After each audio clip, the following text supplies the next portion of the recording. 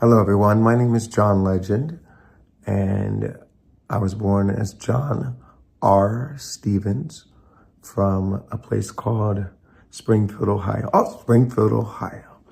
You may have heard of Springfield, Ohio this week. In fact, if you watched the debate, we were discussed by our presidential candidates, including a very special, interesting man named Donald J. Trump. Now, Springfield has had a large influx of Haitian immigrants who have come to our city. Now, our city had been shrinking for decades. We didn't have enough jobs.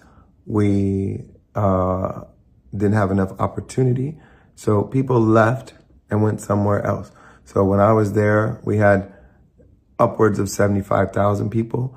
And in the last 5 years, we were down to like 60,000 people. But of late, during the Biden administration, there have been more jobs that opened up, more manufacturing jobs, more plants, factories that needed employees and were ready to hire people. So we had a lot of job opportunities, and we didn't have enough people in our town of 60,000 people to fill those jobs.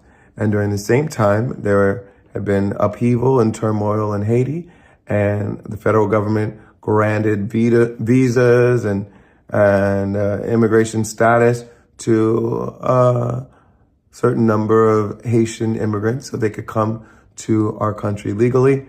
And our demand in Springfield for additional labor met up with the supply of additional Haitian immigrants.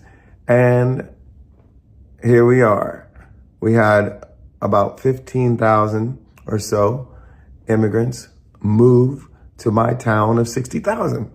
Now, you might say, wow, that's a lot of people for a town that only had 60,000 before. That's a 25% increase. That is correct. So you might imagine there are some challenges with, integrating a new population, new language, new culture, new dietary preferences, all kinds of reasons why there might be growing pains, making sure there are enough services to accommodate the new larger population that might need bilingual service providers, et cetera, et cetera. So there are plenty of reasons why this might be a challenge for my hometown. But the bottom line is these people came to Springfield because there were jobs for them and they were willing to work.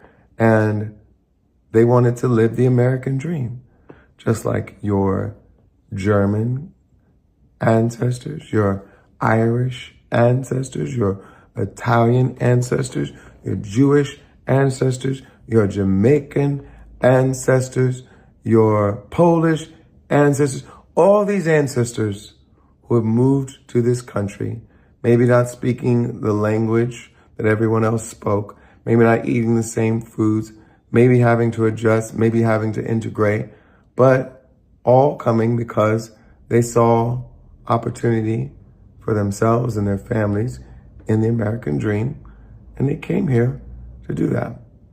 Some facts about immigrants. They usually do very well here. They are hardworking. They're ambitious. They commit less crime than native-born Americans. And they will assimilate and integrate in time, but it takes time.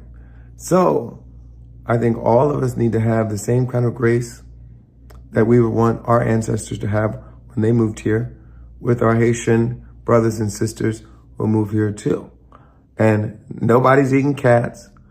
Nobody's eating dogs.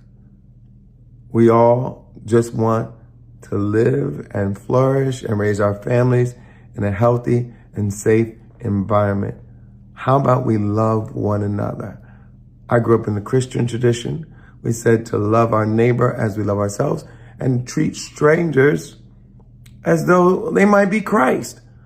So how about we adopt that ethos when we talk about immigrants moving to our communities, and don't spread hateful, xenophobic, racist lies about them.